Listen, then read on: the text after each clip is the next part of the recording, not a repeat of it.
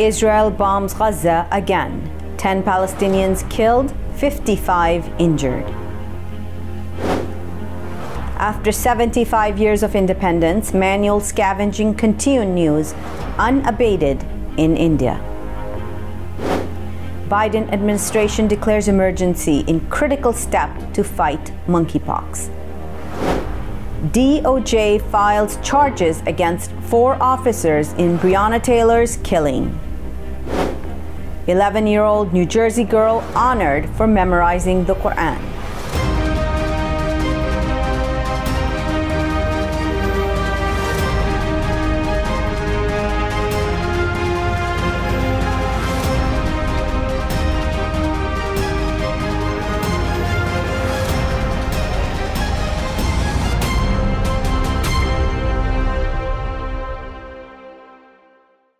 From Washington, D.C., this is the Muslim News on Muslim Network TV. Assalamu alaikum, I'm Hena Zuberi.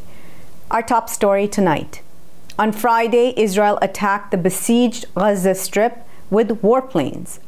The health ministry in Gaza said Israel killed at least 10 people, including a 5-year-old girl. About 55 people were wounded and are being treated at hospitals as a result of the raids. Gaza has no defense against Israeli aerial bombing. Taysir al-Jabari, a commander of the Al-Quds Brigades, the military arm of the Islamic Jihad, died in an air raid on an apartment in the Palestine Tower in the center of Gaza City, the group said. Multiple blasts could be heard and seen throughout Gaza. Israel drones could be heard hovering over the besieged enclave. Renewed airstrikes also struck the eastern Gaza Strip. Israeli fighter jets continued to roam above the densely populated city on Friday evening, Al Jazeera reports. Even after 75 years of independence, manual scavenging by India's Dalit community continues unabated. The community still faces stigma over cleaning sewers. Union Minister of State for Social Justice, Ram Das Attawale, said that there has not been a single death due to manual scavenging in the last 5 years. However, Bezwada Wilson said 535 people have lost their lives in the last 5 years due to the practice. Wilson is an Indian activist and one of the founders of the Safai Karamchari Andolan.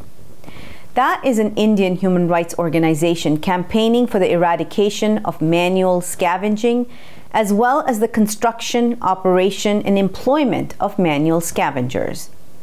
Manual scavenging has been illegal in India since 1993.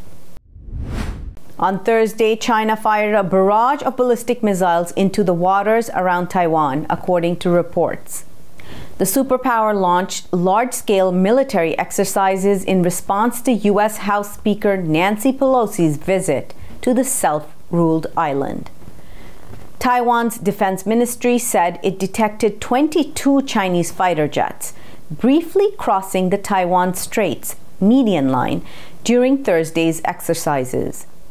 Taipei scrambled fighter jets in response. It deployed air defense missile systems to track the jets and broadcast radio warnings, the defense ministry said. Chinese state media said live fire drills in 6 areas around Taiwan were conducted at noon local time and will continue until Sunday. China claims Taiwan as part of its territory, even though it does not exercise jurisdiction over Taiwan. On Wednesday, Azerbaijan launched a retaliatory operation against Armenian forces in Nagorno-Karabakh region, according to its defense ministry. It was in response to Armenia opening fire and killing an Azerbaijani soldier. On August 3rd, illegal Armenian armed detachments in Azerbaijani territory took on intensive fire from the Azerbaijani army stationed in the Lachin region, the ministry said. The Russian peacekeeping contingent is temporarily deployed in the region. The Azerbaijani soldier was killed as a result of the terrorist and sabotage action carried out by illegal Armenian forces, said the ministry. The ministry said Azerbaijan took relevant measures and launched a counter-operation after Armenian forces tried to seize the Kirzik hill. On Thursday, thousands of people supporting Bangladesh's main opposition political party held a massive rally in the capital Dhaka to protest the killing of 2 party members. According to sources, supporters of the Bangladesh Nationalist Party clashed with police in the largest island district of Bhola on Sunday. Law enforcement personnel tried to disperse protesters rallying against price hikes and nationwide blackouts due to an electricity shortage. Local party leader Abdur Rahim was killed and nearly 100 people were injured during the clashes. Another protester succumbed to his injuries on Wednesday.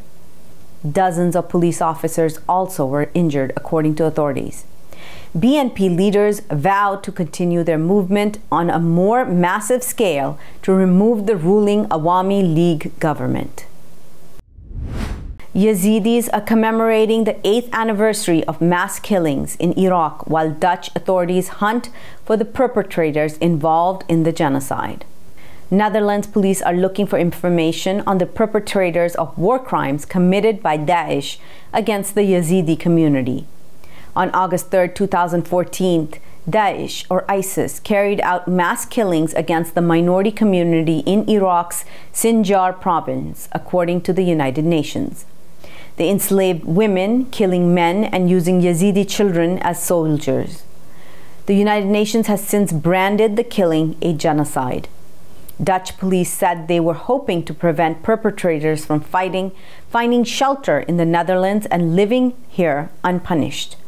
They also sought to prevent victims of war crimes who fled to the Netherlands from being confronted with the criminals. Biden administration declares monkeypox a national public health emergency. Details after the break. Stay tuned and we'll be right back after these messages.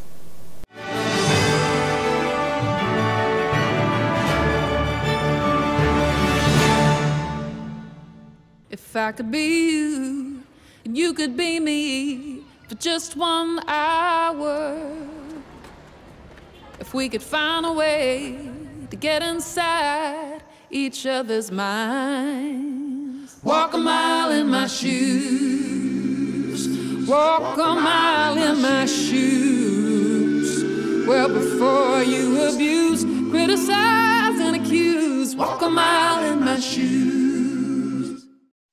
There are 16 million children struggling with hunger in America.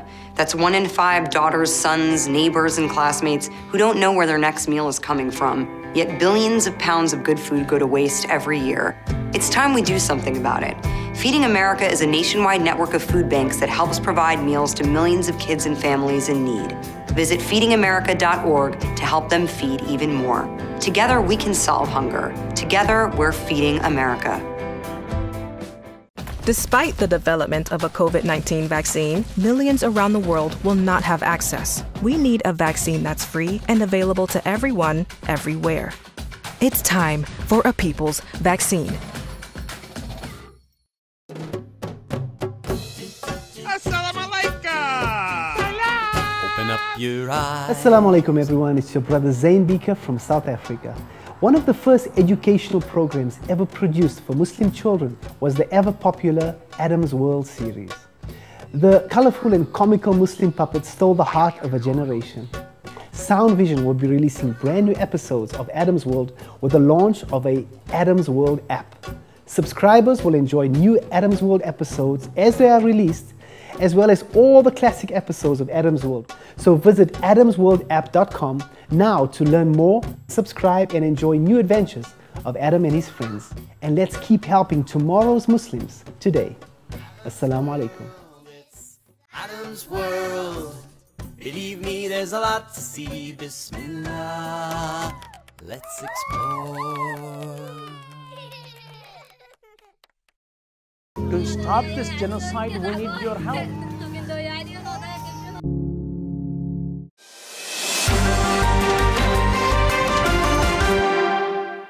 Welcome back. On Thursday, amid growing activist pressure and criticism, the Biden administration declared monkeypox a national public health emergency. The move empowered federal agencies to better direct resources towards combating an outbreak that so far has infected thousands of Americans.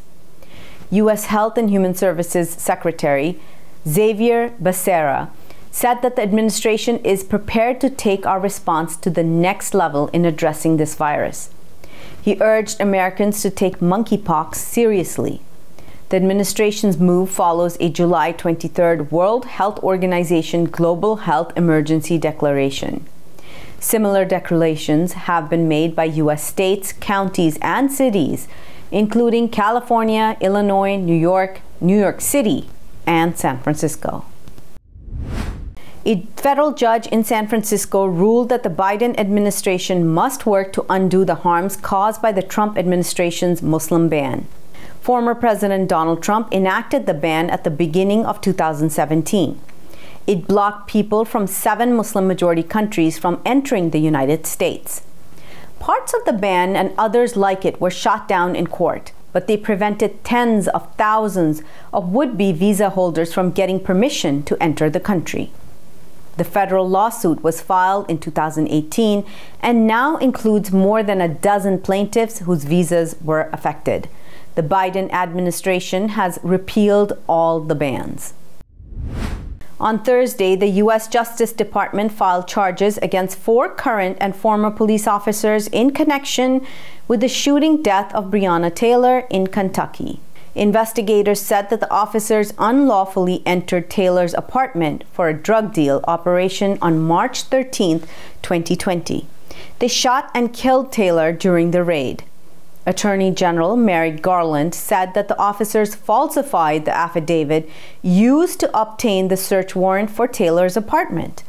That violated federal civil rights laws and resulted in her death, he said.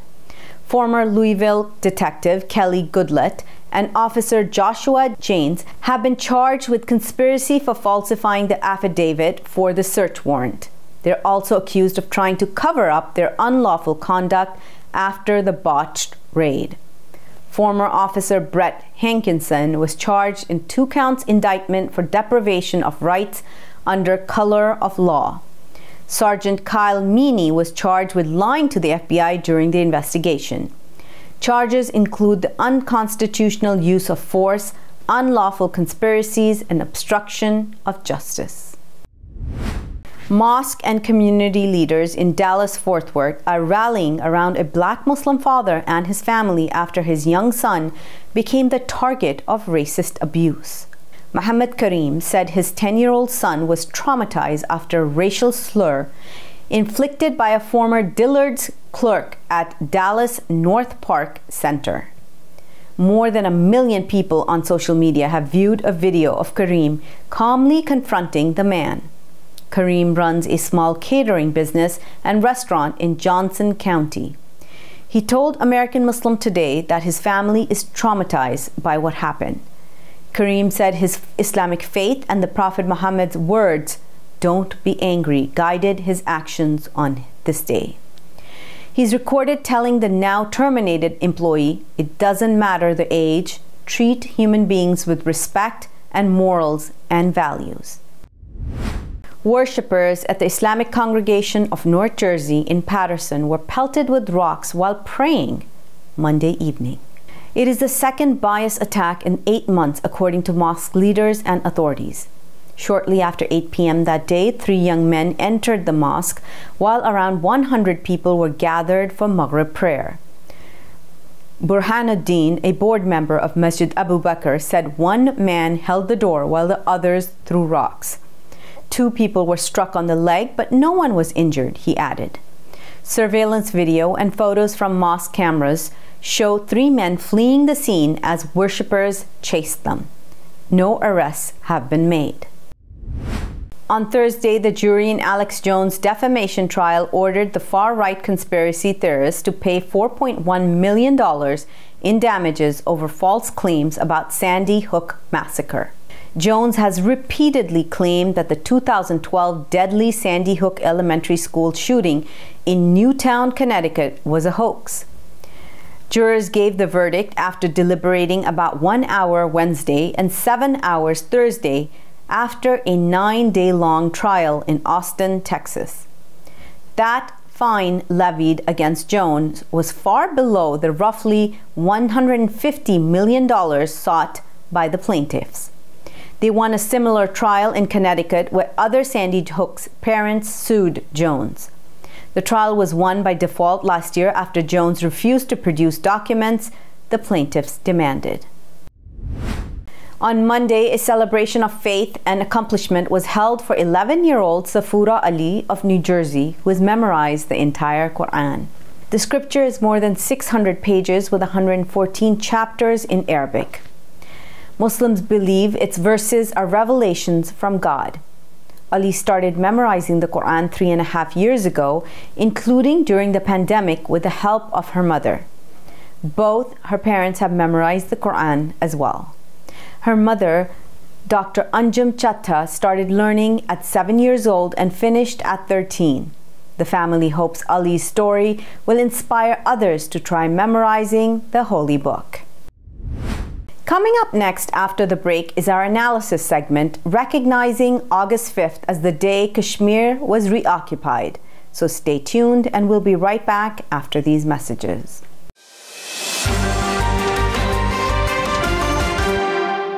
If I could be you, and you could be me for just 1 hour.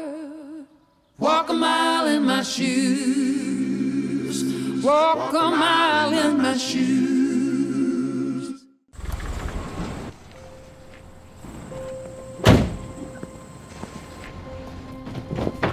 Dad, they took over my bedroom. Come on, come on. Okay, Dad. 1, 2, 3.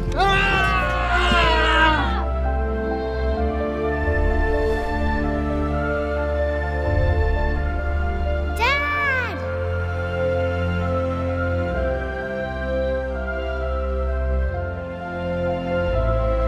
You saved me. Dad? Are you okay? I'm fine, dear.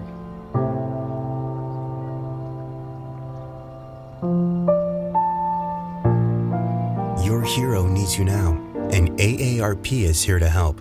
Find the care guides you need at aarp.org/caregiving. We are Justice for All. Headquartered in the heart of downtown Chicago, Justice for All is a global humanitarian initiative dedicated to raising awareness for human rights concerns impacting vulnerable minority groups. Our diverse team of staff and volunteers, led by Imam Malik Mujahid, work tirelessly to help Justice for All achieve their goals.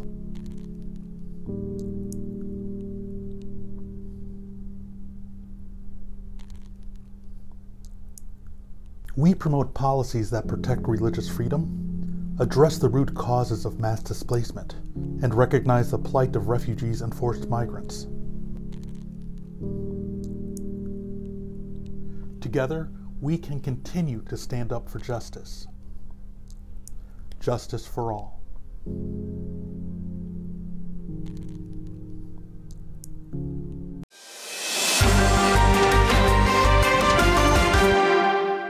Welcome back. Human rights organization Justice for All held a virtual seminar today on the state and status of Kashmir post August 5th. Let's watch some clips from the event. So August 5th, as I said, was the removal of Kashmir's autonomy, and it was done unilaterally. It was done even by, according to India's own constitution, it's an illegal move that has been done on the people. And it needs to be protested because after everything is said and done, this did give Kashmiri people territorial autonomy.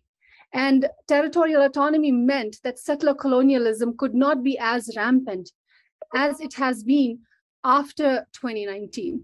So that's something that's very important here. Otherwise, when we look at the autonomy, when we look at Article 370, which went away, which was basically not removed, it was de-operationalized because it cannot be removed according to India's own constitution, unless and until the same constituent assembly that made it and formulated it is not constituted again. And that has been dissolved long back. So it still exists in the Indian constitution. It has just been de-operationalized. So what was most important in that autonomy was the territorial sovereignty of Kashmir, which was the Article 35A. And that's very important for the international community to understand that Kashmiris adhered to that. Otherwise, most of the autonomy that India had quote unquote promised Kashmiri people was gone in the 60s. It was completely eroded and it was only nominal in nature. So that's something that we have to understand. And the reason I'm kind of reiterating this is that when we think about autonomy, a lot of people have these questions where they want to ask, like, why is it that Kashmiris are adhering to an autonomy within Indian constitution when they don't want to be with India? So the easy and quick answer to that is that most of the autonomy was about territorial sovereignty. So that was that Kashmiris had the right to, they had the right to franchise, they had the right to property, and they were the indigenous native people who had, their own citizenship. So Kashmiris technically enjoyed a dual citizenship. One is the permanent residency of their own territory, and then they had documents like passport and everything that kind of helped them move around the globe, which was mediated by the Indian passport for them, for many of them, and for most of them, so to speak. So, so that's something that we need to consider, that what went away in 2019 was the territorial sovereignty. Otherwise, most of the autonomy was gone by 2019. It was just nominal. What we also have to think about, what else is happening in Kashmir? It's mind-boggling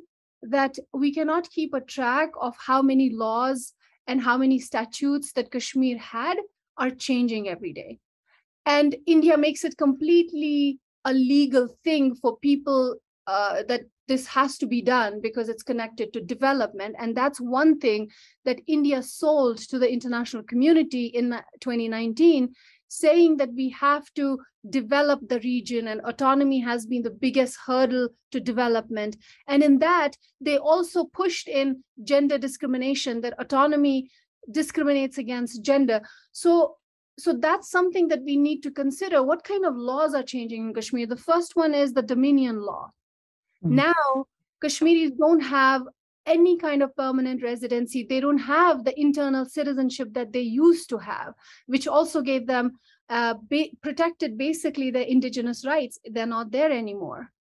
And similarly, many other populations, indigenous populations, populations that are pastoral populations, there are new statutes that are being put in motion every day to make sure that people are kind of like, threatened into proving this, their Kashmiri citizenship, so to speak, or their indigeneity. So Kashmiri indigeneity is really at threat here and that also falls into the larger rubric of Hindutva, the RSS agenda of kind of like, one of the threats that was very, one of the threats that Kashmir kind of presented as to India was that it's a majority Muslim state.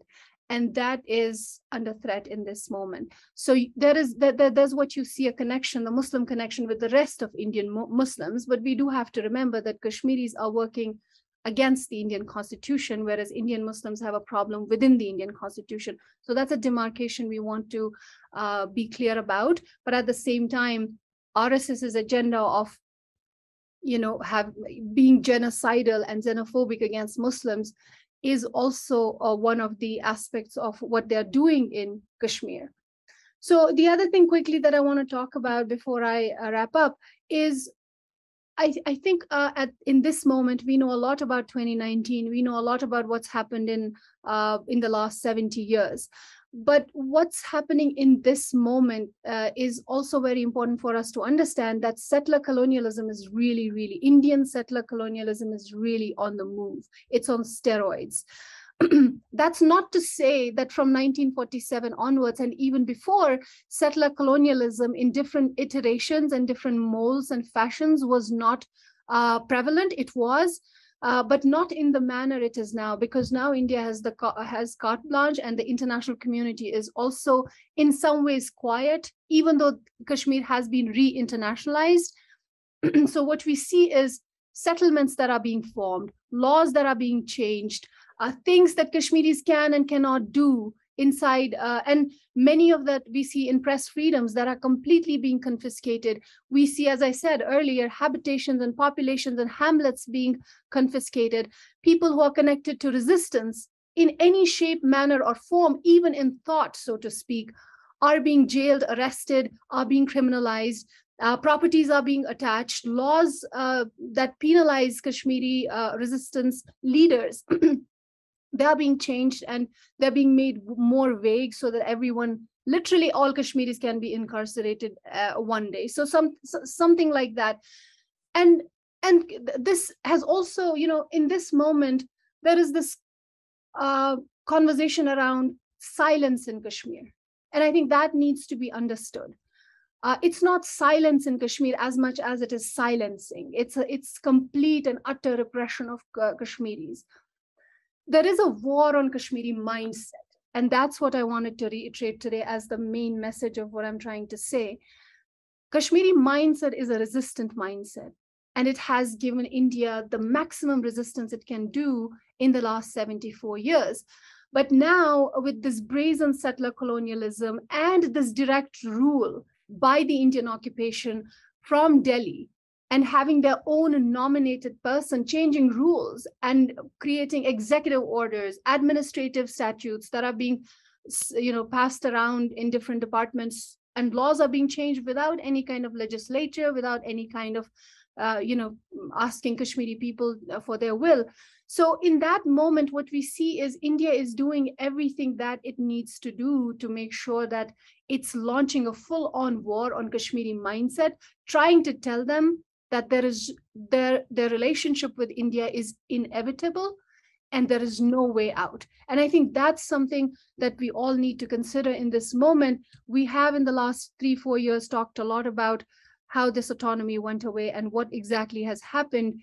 I think there are mechanisms, and in the international arena, we kind of have to have this conversation as to why are Kashmiris being silenced and what can be an antidote to that.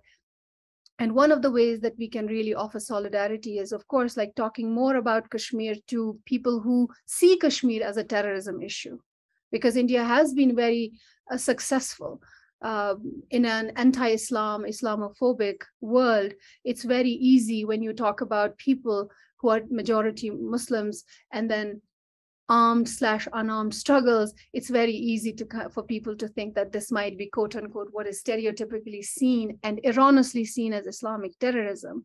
So I think that's where we as an international community need to talk to people about that this is a genuine movement, and it does have Islamic elements, and we have nothing to apologize for. It has its own Islamic elements, Islamic aspects, Muslim aspects, and that's nothing to apologize for. I will talk about the will of the people in occupied Jammu and Kashmir. They are resisting, and they will continue to resist until they get their basic rights, because it's the war, it's the struggle for their basic rights, which is promised by the international community, by the United Nations. But we have to think about the strategies. I think for last 70 years, I will not say failed, but we were not successful to create a narrative which we can sell to the international community. So it's high time for us that we have to think about it's a diplomatic way, how we have to deal. And then on the other hand, the political line, 3 on 4 fronts, we have to fight simultaneously to get our rights. without the support of international community and without the one voice and united front from the Kashmiris, it will be very, very difficult for us. So it means that first we have to be united. Second, we have to change our strategies, how we have to lobby around the world what is happening in Kashmir. And then we have to have on the on diplomatic front one and the legal front another line, because we have the specialists, we have the legal teams. So we have to confront India on different fronts at the same time. Kashmiris are resisting the Indian state because the Indian state does not have the moral position or the political legitimacy to confer on them any right or deprive them of it. So it's not just the denial of the rights, it's this very relationship of dependence that we have with the Indian state. We don't want anything to do with the Indian state. So we don't just contest their power to take from us, we also contest their power to give. We don't just contest the power that they have over us to kill us, but we also contest their power to let us live.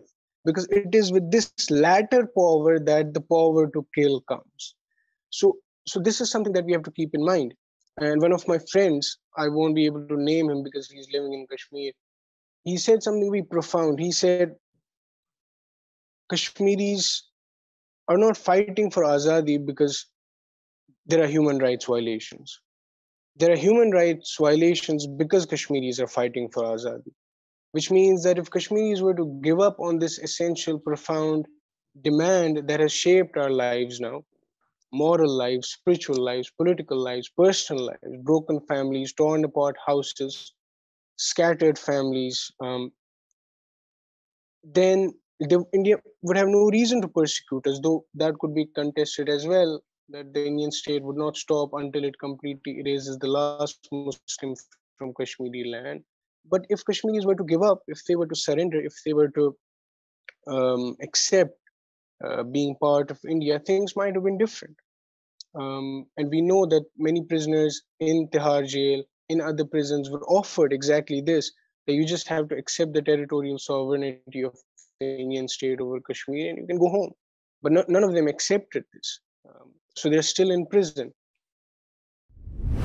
That's all from our Washington studios tonight. Thank you for tuning in. You can find previous episodes and more on our YouTube or Facebook. For more content, keep watching Muslim Network TV or visit muslimnetwork.tv. Assalamu alaikum and good night.